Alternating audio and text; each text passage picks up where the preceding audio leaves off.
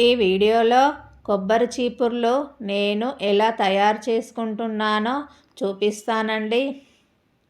Hi అండి, మేము మా ఇంటి ముందు ఉన్న కొబ్బరి చెట్ల మట్టలు వేలాడుతున్నాయని మా ఆయన ఈరోజు మట్టలను కొట్టివేసిండండి.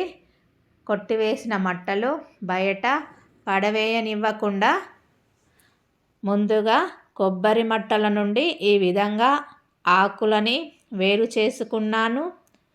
వేరు చేసుకున్న తర్వాత ఈ ఈనెలను తీయడం, ఒక ఆకుని తీసుకొని దాని మధ్యలో ఉన్న గట్టి ఈనెను ఇరువైపులా ఉన్న పచ్చని ఆకు భాగాన్ని చాకుతో తీసివేయాలి.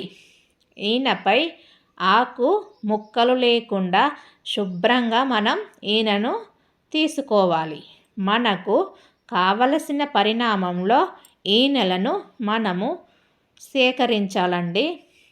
అన్నీ సేకరించిన తరువాత నేను మా ఇంట్లో పెంచుకుంటున్న కొబ్బరి చెట్ల మట్టలతో చీపుర్లు, సంవత్సరానికి సరిపడా చీపుర్లు తయారు చేసుకుంటానండి. కొబ్బరి చెట్లు మట్టలు కొట్టినప్పుడల్లా నేను చీపుర్లు తయారు చేసుకుంటూ ఉంటానండి. నాకైతే 7 చీపుర్లు తయారు చేసుకున్నానండి. వాటినన్నిటినీ ఒకే వరుసలో అమర్చుకొని కింది భాగం సమానంగా సర్దుకోవాలి.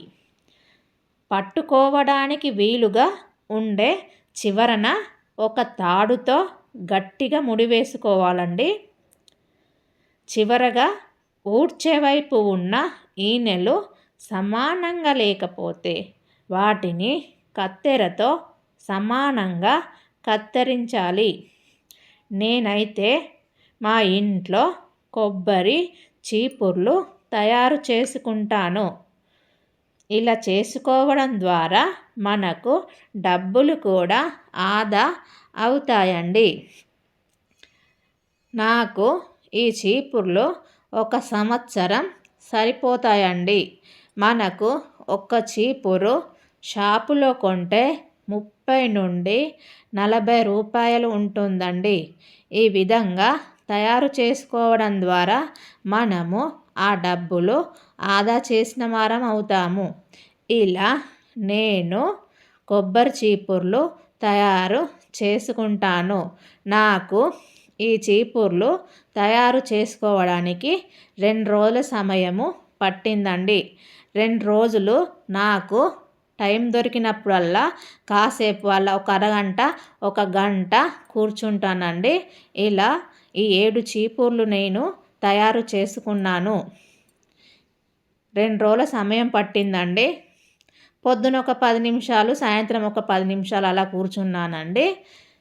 సింపుల్, మనం తొందరగానే ఇంట్లో చీపుర్లు తయారు చేసుకోవచ్చు. అమ్మో, ఈ చీపుర్లు తయారు చేసుకోవడం ఇంత కష్టమని అస్సలు అనుకోకండి. మనకు టైం ఒక 10 నిమిషాలు అలా కూర్చుంటే, ఇవాళ ఒక 10 నిమిషాలు, రేపు ఒక 10 నిమిషాలు కూర్చొని మనం తయారు చేసుకున్నాం అనుకో, అసలు మనకు టైం కూడా ఏర్పడదండి. అలా చేసుకోవడం ద్వారా మనకు డబ్బులు కూడా ఆదా అవుతాయి. మేము కొబ్బరి చెట్లు కొట్టినప్పుడల్లా అస్సలు ఒక్క కొబ్బరి మట్ట కూడా అస్సలు బయట పడవేయనివ్వనండి. ఇలా నేను చీపుర్లు తయారు చేసుకుంటాను. అయితే అప్పుడప్పుడు పడేస్తూ ఉంటాడు, అయినా నేను పడవేయనివ్వను. ఆకులను మొత్తం సేకరించుకొని స్టోరేజ్ చేసుకుంటాను. వీలైనప్పుడల్లా కొన్ని ఈనెలు తీసుకుంటూ పక్కకు పెట్టుకుంటూ ఉంటానండి. ఈ వీడియో మీకు నచ్చితే నా ఛానల్ని సబ్స్క్రైబ్ చేసుకోండి ఫ్రెండ్స్. బాయ్.